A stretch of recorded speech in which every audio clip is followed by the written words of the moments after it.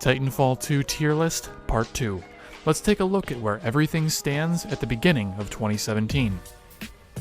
Remember, this is all 100% my personal opinion. Your mileage may vary, and it's okay to disagree with me on how I evaluate all the gear available in the game.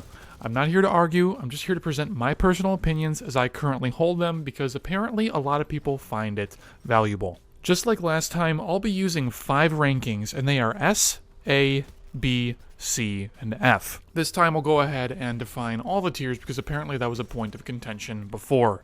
S tier indicates equipment that is nearly impossible to pass up, a must-use that you'd be foolish to not spend time learning. Expect items in this tier to be high priority nerfs. A tier consists of gear that's very powerful in the right hands and is still pretty good in the wrong hands even. B tier is gear that's good, but not great, something that fits in some of the time and can really shine if used to its strengths. C tier consists of stuff that I'd never bring into a sweaty try-hard match, but it's definitely usable and fun in public lobbies. Only take these guns for fun though, don't expect to run lobbies with them unless you're playing against really, really weak players, which does happen sometimes. F tier is gear that I feel actually hinders you by choosing it, or is just so weak in comparison to other options that there's no real reason to ever select it whatsoever. This tier is for the total garbage of the game that's just so bad, it's past the point of even being a fun challenge, at least in my personal view. Let's cover each tier one topic at a time and work our way from top to bottom. In my opinion, S-tier weapons include the following: the EVA 8 shotgun, the Volt, Smart Pistol, Hemlok, Devotion, Wingman, Wingman Elite, and the Mozambique. You'll notice that all those pistols have an asterisk next to them, by the way. I will explain that a little bit later. The EVA remains an amazing weapon at all levels of play. It's beyond easy to 1 or 2 shot players with this weapon as long as you've got the aim and quick reflexes to support it. This is one of those weapons that I wouldn't be surprised to see nerfed in the future, but I'm not totally positive yet if a nerf on it would be totally justified. Maybe a slight reduction in damage over range, but that's about it, and it would be very, very minor.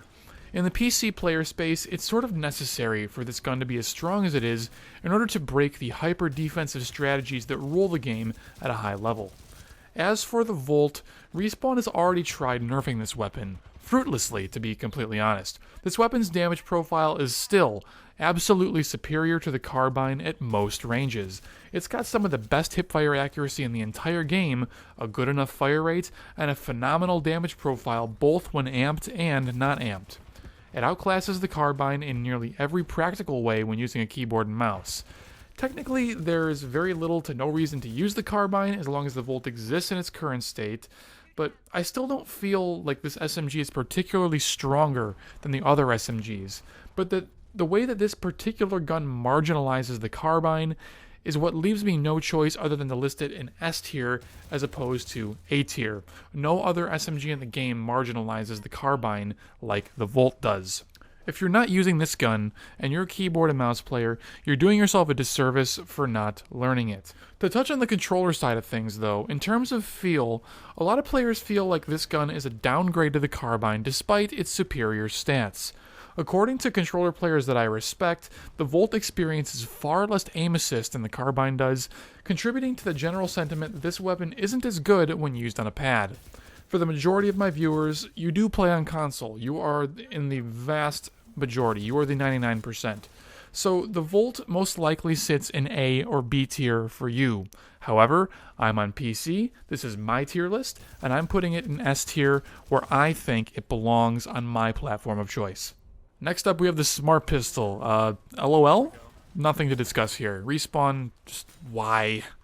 The Hemlok, the cancer of console Titanfall 2 at this moment, 1 burst kill out to really good ranges, and 1 burst with a headshot out to much longer ranges. Only 2 out of 3 bullets are needed for a kill when this gun is amped. Combine that with the, in my opinion, excessive aim assist on controllers, at least when in regards to rifles in particular, and you've got a gun with too fast of a time to kill at too long of a range that's honestly just too easy to use. If this weapon was in the LMG category, given a slower ADS time and a slower walk speed when you're aiming down the sights, making it feel more like a heavy, like truck-like weapon, it might actually approach becoming just really strong instead of god tier. Respawn seems to be really big on balancing guns based upon how icky that they feel, and this is one way that maybe could be achieved. I'd strongly suggest reducing the one burst kill range as well. One developer in particular seemed very proud of there being 3 or 4 different tweakable values for range drop-off on weapons. In my opinion, it's time to make a very liberal use of that to bring this gun into line without killing it entirely. It's not a problem that it kills in 3 bullets at close range, but that 3-bullet kill range is just too far at this point in time. It needs to be reined in a bit. As for the devotion, we're looking at the equivalent of the Hemlok on PC. While it's not as strong as the Hemlok at first, it's just a bit too easy to use on keyboard and mouse. The hipfire spread is a little too accurate, its long-range damage is a little too high. This gun is always a 3-shot kill, no matter the range that you're engaging from. Tap firing at 1 shot at a time, it's just as accurate as the G2A5, but with a lower recoil and, in my opinion, much better optics. The only trade-off is that you have a slightly lower fire rate when tap firing it in this way. Even when you spin the gun up to the maximum rate of fire, the recoil is honestly manageable enough that when you consider you've only got to hit 3 shots to pick up that kill, it's fine. It doesn't even matter. Even with the devotion spin-up time being a thing, there isn't a range where I feel that it's particularly weak. Just stay at assault rifle range until you've got amped weapons, then you can start using this gun at any range you want, since it drops to a 2-shot kill within its effective range when you amp it. This gun sucks to be killed by, it's so easy that it's not even fun to use in my opinion, and generally ruins the experiences of the average player that's subjected with it, especially when a really, really good player uses it. This gun and the Hemlok have gotta go. Make sure you guys at home are using it hard before it gets the nerf bat, because believe me, it will. At least, I hope so. Next, I'll cover the 3 pistols that I've included here with an asterisk. The reason for this asterisk is that I don't ever recommend choosing them, except in a few specific situations. Pilots vs. Pilots is a mode though, and when anti-Titan weapons don't make sense, both variations of the Wingman, as well as the Mozambique, bring a lot of value to the table. The regular Wingman kills in 1 shot while amped, and is pretty much guaranteed as a 1-shot cleanup on most targets when you run out of primary ammo. As for the Wingman Elite, while it doesn't share the same 1-shot body shot while amped, it's able to reach out and 1-shot people from really long ranges with headshots, and honestly, this isn't as hard as you might think. It's also very spammable. So if you're used to playing games like Overwatch, where you're just spamming shots at head level and praying that they hit, the Wingman Elite is fantastic in that role. The Wingman Elite is a quick and reliable pistol that you can hip-fire at close range with perfect accuracy instead of waiting on ADS or praying for a hip-fired Wingman shot to hit your target. There's a very, very high skill ceiling here, rewarding the most wizardly of FPS players. The Mozambique is a bazooka, just like most console players say that it is. It's honestly a better version of the Mastiff. It's easy to lead shots with, and it kills in 1 or 2 shots out to surprisingly long ranges, and if you amp it, forget about it. Use an amped weapons boost on it, and you've got yourself a shotgun that, if it was a primary, would probably belong in A tier. I underrated this one before, but not this time. Moving on to A tier, your A tier weapons include the following: the G2A5, the CAR, the Alternator, the Carbine, the R97, charge rifle, mag launcher, and the Hammond. The G2A5 is still the G2A5. Good, consistent killing potential at all ranges, with the downside of bad hipfire. If you can deal with that at close range, you can reach out and touch people like no other assault rifle would ever let you do. This gun is pretty much never a bad pick. The CAR is very questionable for me as an A tier weapon. It's really borderline between A and S tier in my eyes. On PC, this SMG is beaten only by the Volt, and honestly, it's not by much and only in some situations. If it weren't for the Volt's way too good damage at long range, the CAR would be the better pickup a lot of the time. Grab a dry erase marker and draw a dot in the center of your screen so you can still aim this stupid thing while hip firing, and you've got a gun flawed only by the fact that it's not as easy to use in a controller as the Carbine is. The Alternator is still amazing tier. Effective at both point blank as well as Volt ranges, this gun just requires a bit of finesse by constantly tap firing it outside of point blank ranges in order to almost completely mitigate the recoil of it. This isn't feasible on a controller out to super long ranges, again, just due to the fact that you're getting less aim assist than rifles while aiming down sights, but if you're a keyboard and mouse prodigy, or even a controller prodigy like GameSager or Iniquity or something like that, this is another borderline S-tier gun at all levels of play. On consoles, this is more solidly just an A-tier gun, but seriously, it's one of the best, and you should watch great controller players rip through people with this thing. But seriously, don't take my PC elitism too seriously here. They make the Alternator look even better than I do when I'm using a mouse. This is an amazing gun at all tiers of play. Just learn it, deal with the recoil. It's not that bad, I promise, and you're going to have a really, really good time. The R201 is a weapon that I've underrated and undersold in the past. Sure, it may be technically outclassed by the Volt in a lot of ways, but tens of thousands of console players using the heck out of this gun can't be wrong, can they? I've been spending a lot of time with this lately, as I'm sure that you've noticed if you hang out in my Twitch streams. Technically, as long as you're within a smart engagement distance with this gun and use it like an SMG instead of an assault rifle, you've got a surprisingly competent weapon.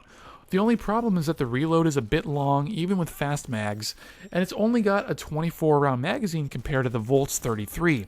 If you're on a controller, this is one of your S-tier god guns, but for me, it sits very comfortably in A-tier, even if it's less reliable than literally all the other SMGs at long range. The R97 being here is definitely going to be a shock to most people coming from the last video, and here's why it goes here, all the way up from F-tier. I wasn't fair with the way that I rated it last time, and let me just be frank, I believe that it was bad for the exact same reasons I thought the Carbine was bad, yet I put this in F tier while the Carbine was in B tier. They both should have been together, so now they are. I personally don't feel like the damage over range buff that the R97 received makes it feel much better, but what did help was drawing a dot on my screen with a dry erase marker. It made the gun actually usable again since I could see my stupid crosshair. I have no idea why Respawn makes the middle dot disappear on the CAR, R97, and Carbine when you're hip firing them. If it's a balance thing, then grr at Respawn. You're nerfing regular players while letting sweaty tryhard cheaters like me gain an unfair advantage over others by drawing a dot on the center of my screen. That should not be a thing that I have to do to perform with a gun at utmost efficiency. Other prolific FPS titles allow crosshair customization, and I really hope that you're not forcing bad crosshairs on us in the sake of balance.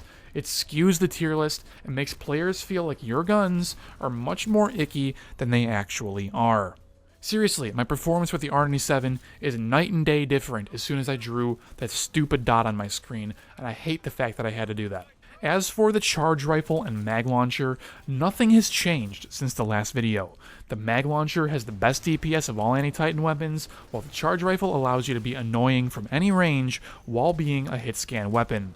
Both of these guns are unmatched in their particular roles, and if I had to suggest any balance changes for Respawn, it would actually be to introduce a new anti-Titan weapon entirely to try shaking up the meta here. Minor Thunderbolt and Archer buffs as well would be great, but a fifth option would be supremely cool here. The Hammond is just plain solid at all ranges. Its hipfire is just a tad bit lacking, but it's a great option and can almost be used as a primary weapon replacement if you're good enough with it. There are no downsides here. Keep this handy for pilots versus pilots. B-tier weapons include the following: the Longbow DMR, the Flatline, the RE45 Autopistol, the Softball, and the SMR. The Longbow DMR has not changed since the last tier list. It's still very strong when combined with amped weapons or amped wall. As long as amped wall is fully invincible and uncounterable like it is right now, more on that later by the way, the DMR remains artificially inflated to B tier. The Flatline, much to my chagrin, moves up to B tier this time around. Who cares how inaccurate this gun is when you get extremely consistent 2-shot kills with it while it's amped? This is still a spray and pray gun, more than one you can rely on in most cases. It's just a special kind of good when you get a favorable spray pattern. I don't feel like the recent buff to damage over range is all that helpful in making the gun feel better, but maybe your mileage may vary. The RE45 Autopistol hasn't moved since last time, but then again, I don't have enough experience with it, and my guess is that most people watching this don't have that experience either. I'll just say that I'm not positive where this one really belongs, and I'm not sure if the weakness that I feel when using this gun is due to me being inexperienced with it or if the gun is simply weak. Give it a try and let me know where you think it falls in the comments section down below. I'm going ahead and bringing the softball into B tier because I rated it unfairly last time around. I didn't consider the fact that attrition and bounty hunt are two of the most played game modes in the entire game. I didn't consider strongly enough just how strong farming minions can be and establishing very early Titan control, or just going for super dank high score gameplay. The softball is better than any other primary at killing big groups of minions very quickly and very efficiently. Use it in this role, and if you're a wizard, one tap every pilot you come across with the sticky nades that you fire. I've only ever seen one player that was truly really good at this, so work at it a lot and you're going to go far with this weapon. The skill ceiling is a lot higher than you might think. The SMR, like a lot of other guns so far, has not changed one bit. It's a niche gun that plays well on LTS, but is pretty pointless everywhere else. Shoot Titans with it and have fun. That's all that you need to know about this pile. C tier weapons include the following: the Thunderbolt, L-Star, Kraber, Double Take, EPG, and Cold War. Starting off in C tier, the Thunderbolt is only moving up on a technicality of how I define the tiers. It's got terrible single target damage, terrible rate of fire, and terrible ammo efficiency. The Thunderbolt has niche use in minion-centric modes where it can maybe refill your Titan build meter very quickly if you position perfectly, I guess. Also, I guess you can get some dank one-shot kills on pilots with this thing if you shoot them in the face with it while you amp it, or twice when it's not amped, so that's kinda cool, I guess.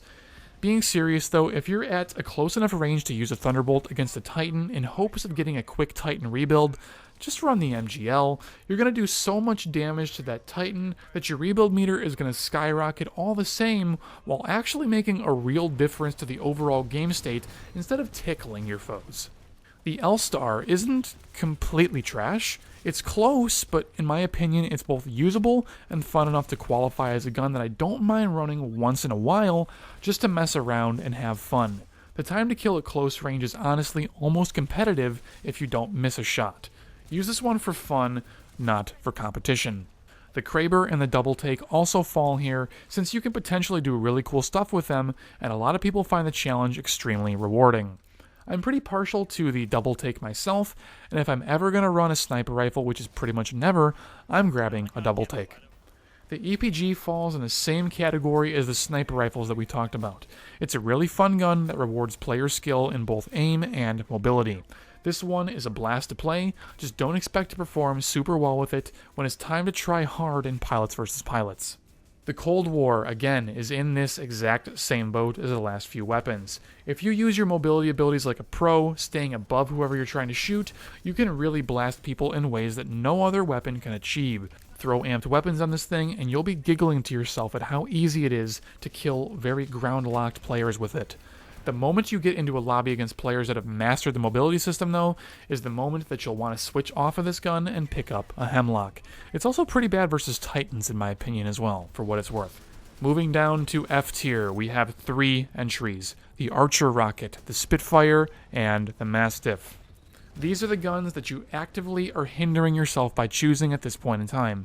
Choose these only for the fun factor, if you even find them fun to begin with.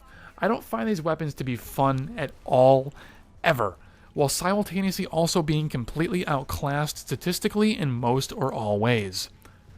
The Spitfire remains completely unchanged effectively. Purposeless with poor rate of fire, high recoil, the worst optics in the game, bad damage over range, the list goes on and on. There's not a single viable redeeming value to this weapon in any game mode. Not even the last Titan standing behind an amped wall shooting at Titans. Not even that good then, just use a devotion instead. The Archer is, in my opinion, completely unusable at this point in time due to one major flaw. If you walk straight to the right in your Titan, when one of these rockets is fired at you, the rocket will miss completely 100% of the time, at least from anything past point-blank range. You don't even need to dash. Literally, just walk to your right while looking at that rocket, and that rocket cannot touch you at all. This is more of a bug than anything else, but the metagame must factor in bugs until they are fixed, much like why Ion is going to be listed where she is later on in this video. Switch off the Archer until this is changed, and if it's never changed, Respawn has a dud of an anti-Titan weapon on their hands, in my opinion. The Mastiff, as I alluded to before, is completely outclassed by the Mozambique, in my opinion. This gun is a waste of time as long as the Alternator and EVA 8 shotgun exist in addition to that. Honestly, I'd rather have the EPG in my hands than this weapon in literally all situations. Getting one-shots with the Mastiff is fairly consistent with amped weapons, but you're playing a gun that's intentionally bad just for the challenge of it all. The Mastiff doesn't necessarily allow you to do anything better than any other gun in the game, so I don't see a compelling reason to even pick it up to start with. This is another one that if you find it fun, go ahead and take it, but I don't recommend it. And with all that said, let's go ahead and rank the pilot kits. Nothing at all has changed since last time, since there's been no balance changes or new kits to shake up the meta, so I'll try to fly through this as quick as I can. For kit 1, everything is strong, everything is compelling. You can safely choose any of the 4 options there without feeling bad about your choice. Phase Embark in particular is kind of mandatory for LTS, while the others are a bit more flexible, and honestly you could make a pretty good argument for Ordnance Expert if you're running satchels or firestars in LTS, or even arc grenades as well. Like, you could make an argument for that, but generally those are the 2 options for LTS. Otherwise, use whatever you want. This is a fantastic equivalency of power levels still. As for Kit 2, things are still pretty unhealthy. I'm not going to go into a lot of depth here like I did last time, but suffice it to say that if you're trying to sweat and try hard, you've only got 2 options: low profile and to a much smaller extent, kill report. Wall hang is a meme that might let you get the drop on somebody here or there while playing super hard campy defense in CTF or hardpoint, but it's not a strong pickup 90% of the time. Hover is another one of those super niche things that maybe you could derive value from in some specific situations, but kill report and low profile are so ubiquitously good that I feel naked not running at least one of these 2. As for Ordnance, you've actually got a little bit of versatility here. At the top of the list, arc grenades reign supreme. Detonation on impact, good damage versus pilots, large AoE, incredible CC in both slowing movement as well as aim sensitivity. This is a super ordnance usable against all targets, pilot and Titan alike. Oh, and by the way, you get 2 of them, and they're tied for the second shortest cooldown of all ordnances in the entire game. In my opinion, arc grenades are way too good in this game, just like they were in Titanfall 1, putting them very highly in S tier compared to all other ordnances in the game. Moving down the list, I personally place both of the throwing star ordnances in A tier. The Gravity Star is one of the most versatile ordnances out there, being usable both for offense as well as mobility thanks to gravity boosting. This ordnance enables you to do things that you otherwise couldn't do, while technically offering a better CC effect than even the arc grenade. Very strong, but this doesn't do anything useful versus Titans except that eject denial cheese, where you see a Titan ejecting, you throw a Gravity Star, and it holds the ejecting pilot in place as they, leave their Titan. Kind of neat, I guess, but it's not like a major reason to pick Gravity Star. It's just one of those nice benefits that is also included in the already strong package. This one is close to S here, but it's not completely ubiquitous since it's pretty useless versus Titans in general, so it's simply an A tier ordnance, which is very much so still far above average, so don't let that dissuade you. The Firestar, on the other hand, is the fastest throwing ordnance in the entire game, giving you quick damage on pilots that's hard to react to and even harder to escape from. It can even stick directly to its target, killing pilots almost instantly and dealing a lot of damage to Titans over its full duration. This ordnance is very usable versus all threats, being especially useful versus stalkers, but has the smallest radius of all ordnances, making it one of the hardest to use from an aiming standpoint. It also has the slowest cooldown of all ordnances, clocking in at just over 22 seconds. If you can deal with the skill requirement of the Firestar, it'll reward you greatly. Rounding out the A tier, we've got frag grenades. While nearly nobody uses these things, they've got the second biggest blast radius in the game, right behind arc grenades, and are lethal out to quite a far distance. They're also the fastest recharging ordnance out there. Give them a try, devote a few games to them, and you'll see just how versatile and overpowering they can be. They do a maximum of 800 points of damage to Titans, which is a non-zero number. If you get 4 perfect frags on an enemy Titan, you'll have almost taken out 1 bar of its health. This is far from an anti-Titan ordnance, but if you're out of options, it's definitely a sort of helpful source of chip damage, if nothing else. In B tier, we have Electric Smoke. This is a very versatile ordnance, usable both for killing targets as well as denying space on the map or providing cover for your team. It does some decent damage per second to Titans as well, so that's kind of cool. Your success with this ordnance is very reliant on the general speed of the lobby that you're in. If everyone in the game is playing slow, the value of this ordnance grows. If you're playing a very fast-paced match with a majority of players knowing how to bunny hop well, the value of this ordnance dwindles. If you can read the lobby, you can definitely apply this ordnance and find success with it, but its slowness and second longest cooldown hinder it from the competition. This isn't to say that it's a bad ordnance, it's actually very far from it. It's just simply outclassed. Down in C tier, we've got satchel charges. These are useful for one thing and one thing only: killing the hell out of enemy Titans. One satchel charge attached directly to a Titan deals 2,200 damage. That's just shy of a full bar of Titan health. If you get the drop on an enemy Titan, you're dropping nearly 2 bars off their health in a very short period of time, all without revealing your exact location of them like an anti-Titan weapon would. This is definitely the most powerful way to apply this ordnance, and I wouldn't recommend relying on it too much versus pilots. Sure, you can get some amazing drive-by kills with them, but I personally find a lot of other ordnances to be more reliable in the grand scheme of things.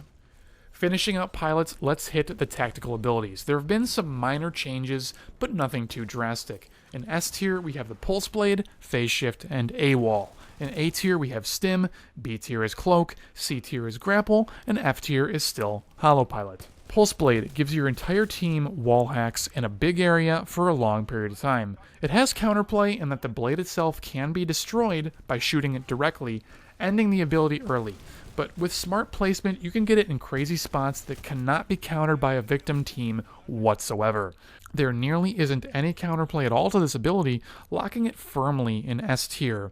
The same thing applies to Phase Shift. It lasts for a very long period of time, allows you to carry flags. Literally no counterplay is possible except for maybe setting up either a Gravity Star or Electric Smoke at a projected exit point in CTF.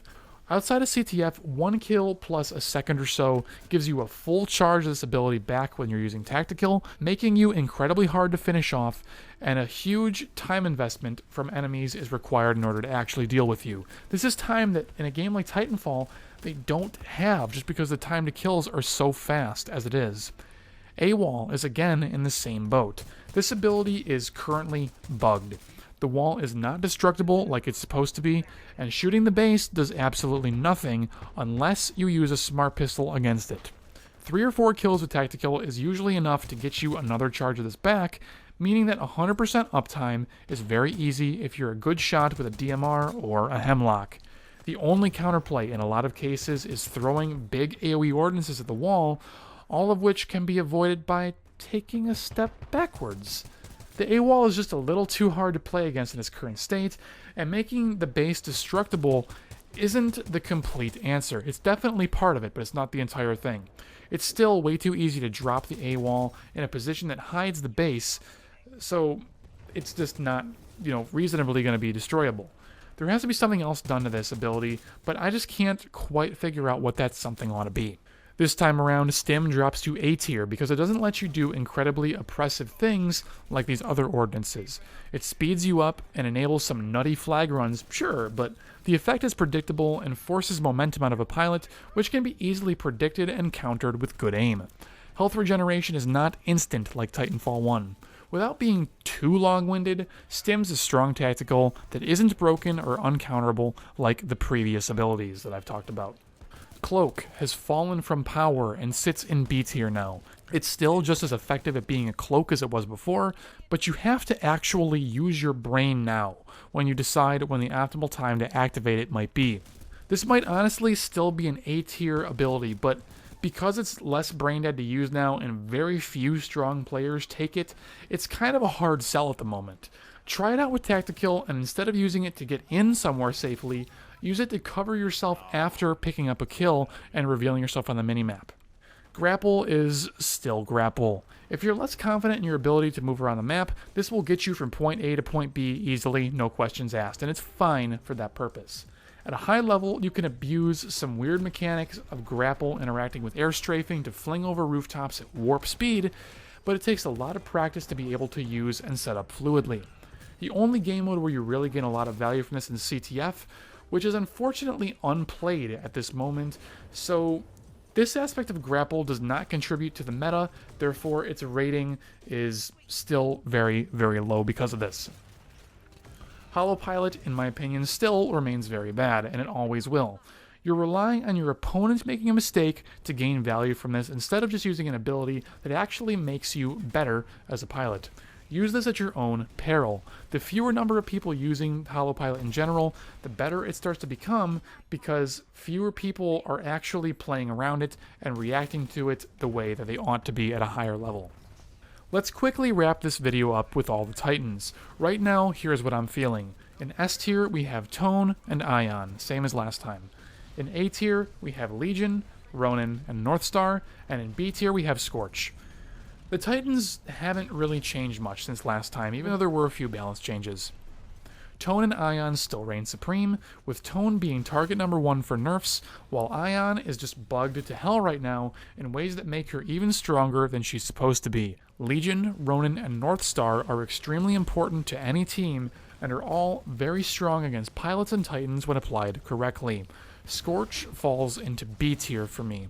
He's very good at killing Titans if he's able to set up good combos, but if you miss a combo, your damage potential is pretty much zilch if you can't get the shield in somebody's face. You're pretty useless at long range as well, and you have severe difficulties closing the gap since you're using the slowest chassis in the game. Scorch is a lot of fun and has unmatched power when you set him up correctly or can get the drop on an opponent, but there's a lot of situations where you're going to be getting smacked down hard by Ions and Northstars and even Legions from long ranges, and you have literally no good answers to it apart from just praying that your thermal shield is able to defend you. Ronin does not suffer as hard here due to a smaller body size, smaller critical hit point, faster run speed, and access to more dashes. So even though he's also limited to very close range like Scorch is, he has a few tools to trump these shortcomings. I'm not going to go into the level of detail here where I tier out each individual Titan's kit selections, but if you're interested, make sure you check out my Mastering Titans series where I go into great detail explaining what's good and what's not on each Titan and why I believe that's the case. Anyways, that's about it, folks. Tier list complete. Hopefully this is helpful to you all. Make sure you leave me any questions you have down below, and I'll try to help you out if I manage to catch your question. Thanks for watching, and I'll see you in the next video. Take care.